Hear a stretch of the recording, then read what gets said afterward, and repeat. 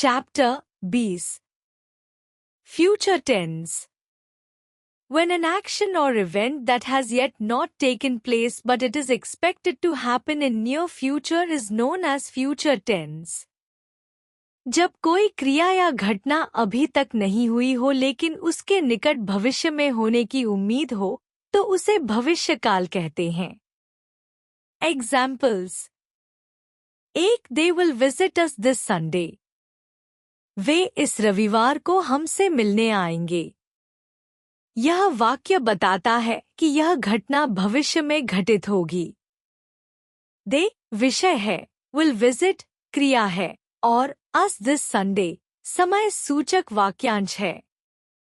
2. I shall fly to Mumbai tomorrow. मैं कल मुंबई के लिए उड़ान भरूंगा. यह वाक्य उड़ान भरना जैसी भविष्य की योजना को व्यक्त करता है. I विषय है, shall fly क्रिया है और to मुंबई tomorrow गंतव्य और समय बताता है. 3. She will be helping us in this assignment. वह इस असाइनमेंट में हमारी मदद कर रही होगी. यह वाक्य भविष्य में एक जारी रहने वाली क्रिया को दर्शाता है. She विषय है, will be helping क्रिया है और us in this assignment object है. 4. They will have reached the venue before the event starts. वे कार्यक्रम शुरू होने से पहले ही स्थल पर पहुंच चुके होंगे. यह वाक्य दो घटनाओं के क्रम को दर्शाता है. They विषय है, will have reached क्रिया है और the venue before the event starts समय और स्थान को बताता है. Indefinite simple future tense अनिश्चित साधारण भविष्यकाल. It is used to describe an action that will take place in the future and that has no real connection with the present time. इसका उपयोग ऐसी क्रिया को व्यक्त करने के लिए किया जाता है जो भविष्य में होगी और वर्तमान समय से जिसका कोई सीधा संबंध नहीं है. It is also used to express willingness, readiness, and spontaneous decisions. यह इच्छा शक्ति, तत्परता और अचानक लिए गए निर्णयों को व्यक्त करने के लिए भी प्रयोग किया जाता है. Rules. Subject plus will shall plus verb first form plus object. Examples. 1. They will go to Delhi today. वे आज दिल्ली जाएंगे. यह वाक्य एक नियोजित कार्य को व्यक्त करता है. दे विषय है, will go क्रिया है और to Delhi today स्थान और समय सूचक है. 2. I will pay for the tickets by credit card. मैं टिकट का भुगतान क्रेडिट कार्ड से करूंगा. यह दर्शाता है कि भुगतान करना भविष्य में होगा. I विषय है, will pay क्रिया है और for the tickets by credit card उद्देश्य और साधन है. 3. It will rain tomorrow. कल बारिश होगी. यह वाक्य भविष्य के मौसम की भविष्यवाणी करता है. It विषय है, will rain क्रिया है और tomorrow समय सूचक है. 4. We shall save money for the picnic. हम पिकनिक के लिए पैसे बचाएंगे. यह भविष्य में एक योजना को व्यक्त करता है. We विषय है, shall save क्रिया है और money for the picnic उद्देश्य को व्यक्त करता है. Formation of simple future tense. Affirmative sentence सकारात्मक वाक्य. Subject plus will shall plus verb first form plus object. Examples. He will go to the doctor at 4 p.m. वह डॉक्टर के पास शाम 4 बजे जाएगा. यह भविष्य की एक निश्चित योजना को व्यक्त करता है. Ajay will visit the museum. Ajay संग्रहालय का दौरा करेगा. यह वाक्य भविष्य में होने वाली एक क्रिया को दर्शाता है. I will prepare dinner. मैं रात का खाना बनाऊंगा. यह एक स्वैच्छिक निर्णय को व्यक्त करता है। नेगेटिव सेंटेंस, नकारात्मक वाक्य। Subject plus will shall plus not plus verb first form plus object. Examples: He will not go to the doctor at 4 p.m. वह डॉक्टर के पास शाम 4 बजे नहीं जाएगा। यह बताता है कि भविष्य में यह क्रिया नहीं होगी। Ajay will not visit the museum. Ajay संग्रहालय का दौरा नहीं करेगा। यह भविष्य में किसी क्रिया के न होने को व्यक्त करता है। I will not prepare dinner. मैं रात का खाना नहीं बनाऊंगा। यह नकारात्मकता को व्यक्त करता है। Interrogative sentence. WH word plus will shall or only will shall plus subject plus verb first form plus object. Will he go to the doctor? क्या वह डॉक्टर के पास जाएगा? यह भविष्य की योजना की पुष्टि के लिए प्रश्न करता है। Will Ajay visit the museum? क्या अजय संग्रहालय का दौरा करेगा? यह प्रश्न यह जानने के लिए पूछा गया है कि अजय भविष्य में संग्रहालय जाएगा या नहीं। Shall I prepare dinner? क्या मैं रात का खाना बनाऊं? यह एक सुझाव या स्वैच्छिक कार्य के बारे में पूछता है। The words tomorrow, next week, month, year are commonly used with verbs in simple future tense. शब्द जैसे tomorrow, कल, next week, month, year, अगले सप्ताह, महीने, साल का उपयोग साधारण भविष्यकाल में क्रियाओं के साथ अक्सर किया जाता है। यह वाक्य यह दर्शाता है कि सिंपल फ्यूचर टेंस में क्रियाओं के साथ इन शब्दों का उपयोग यह व्यक्त करने के लिए किया जाता है कि कार्य भविष्य में किसी समय होगा। फ्यूचर कंटिन्यूअस टेंस, भविष्यकालीन निरंतर काल। It is used to describe an unfinished action or event that will be in progress at time later than now. It is also used to project ourselves into the future.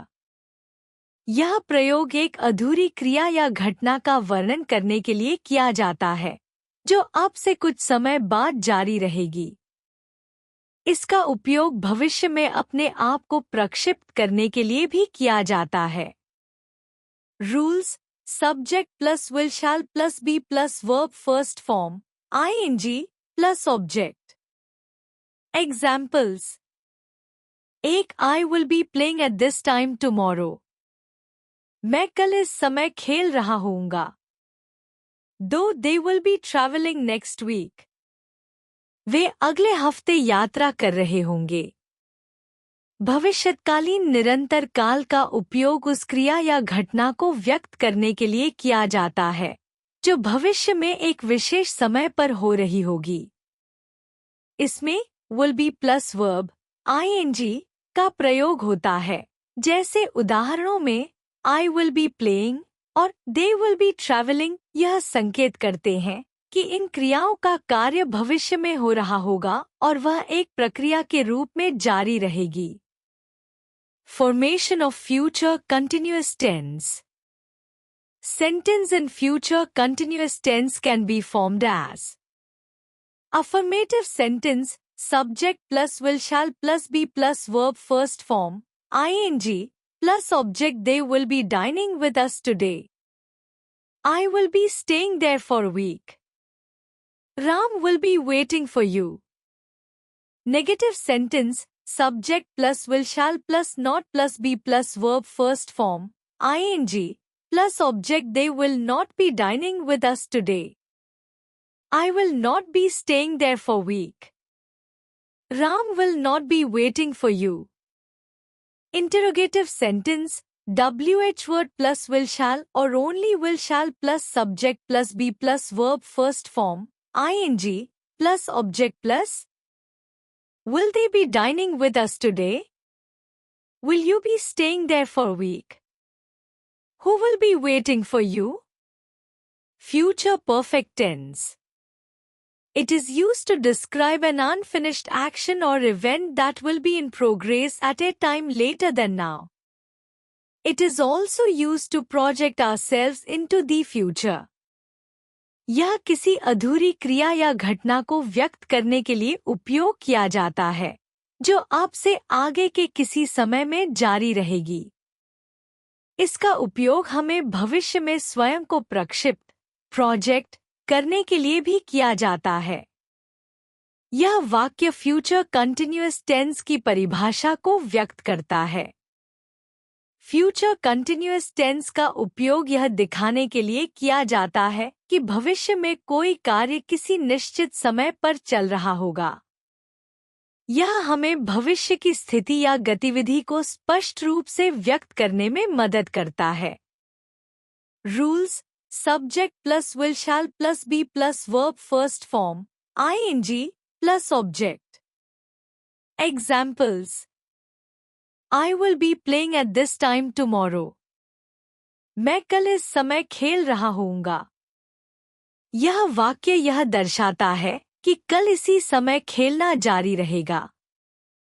They will be traveling next week. वे अगले सप्ताह यात्रा कर रहे होंगे। यह वाक्य यह व्यक्त करता है कि यात्रा का कार्य अगले सप्ताह भविष्य में किसी समय पर जारी रहेगा। Formation of future continuous tense, भविष्य निरंतर काल का निर्माण। A sentence in future continuous tense can be formed as affirmative sentence, subject plus will shall plus be plus verb first form ing plus object. They will be dining with us today. वे आज हमारे साथ भोजन कर रहे होंगे। यह वाक्य दर्शाता है कि भोजन करना भविष्य में एक निर्धारित समय पर प्रगति में होगा। I will be staying there for a week. मैं वहां एक सप्ताह के लिए ठहरा रहूंगा। यह बताता है कि ठहरना भविष्य में एक निरंतर प्रक्रिया होगी। Ram will be waiting for you. Ram तुम्हारा इंतजार कर रहा होगा। यह भविष्य में किसी की प्रतीक्षा करने की स्थिति को व्यक्त करता है। Negative sentence: subject plus will shall plus not plus be plus verb first form ing plus object. They will not be dining with us today. वे आज हमारे साथ भोजन नहीं कर रहे होंगे। यह बताता है कि भोजन करना भविष्य में नहीं होगा। I will not be staying there for a week. मैं वहां एक सप्ताह के लिए नहीं ठहरा रहूंगा। यह भविष्य की किसी क्रिया के न होने को व्यक्त करता है। Ram will not be waiting for you. Ram तुम्हारा इंतजार नहीं कर रहा होगा। यह बताता है कि प्रतीक्षा करना भविष्य में नहीं होगा। Interrogative sentence: WH word plus will shall or only will shall plus subject plus be plus verb first form ing plus object plus will they be dining with us today? क्या वे आज हमारे साथ भोजन कर रहे होंगे? यह भविष्य में किसी गतिविधि के होने की पुष्टि के लिए प्रश्न करता है। Will you be staying there for a week? क्या तुम वहां एक सप्ताह के लिए ठहर रहे होगे? यह भविष्य में रहने की योजना के बारे में प्रश्न करता है। Who will be waiting for you? तुम्हारा इंतजार कौन कर रहा होगा? यह व्यक्ति के बारे में प्रश्न करता है जो भविष्य में प्रतीक्षा करेगा। Future perfect continuous tense: It is used to describe an event that is ongoing and will complete sometime in the future. इसका उपयोग उस घटना को व्यक्त करने के लिए किया जाता है जो जारी है और भविष्य में किसी समय पूरी हो जाएगी। To indicate the starting time of the event or action or how long it has been continuing, a time reference is used. घटना या क्रिया के प्रारंभिक समय या उसकी अवधि को व्यक्त करने के लिए समय का संदर्भ दिया जाता है। यह पंक्तियां यह बताती हैं कि यह काल उन क्रियाओं के लिए उपयोग होता है जो भविष्य में किसी निश्चित समय तक चलती रहेंगी। Rules: subject plus will shall plus have plus been plus verb first form ing plus object. Examples: एक, they will have been living in Chandigarh for 10 years. वे चंडीगढ़ में 10 वर्षों से रह रहे होंगे। यह वाक्य व्यक्त करता है कि चंडीगढ़ में रहना भविष्य में 10 वर्षों तक जारी रहेगा। दे विषय है, will have been living क्रिया है और for 10 years समय अवधि है। Though he will have been exercising an hour at 2 p.m. वह 2 बजे तक 1 घंटे से व्यायाम कर रहा होगा। यह बताता है कि व्यायाम करना भविष्य में 1 घंटे तक चल रहा होगा। ही विषय है, will have been exercising क्रिया है और an hour at 2 p.m. समय का संकेत है। Formation of future perfect continuous tense भविष्य पूर्ण निरंतर काल का निर्माण। A sentence in future perfect continuous tense can be formed as affirmative sentence सकारात्मक वाक्य subject plus will shall plus have plus been plus verb first form ing plus object। Examples: I will have been waiting for him for 3 hours. मैं 3 घंटे से उसका इंतजार कर रहा होऊंगा।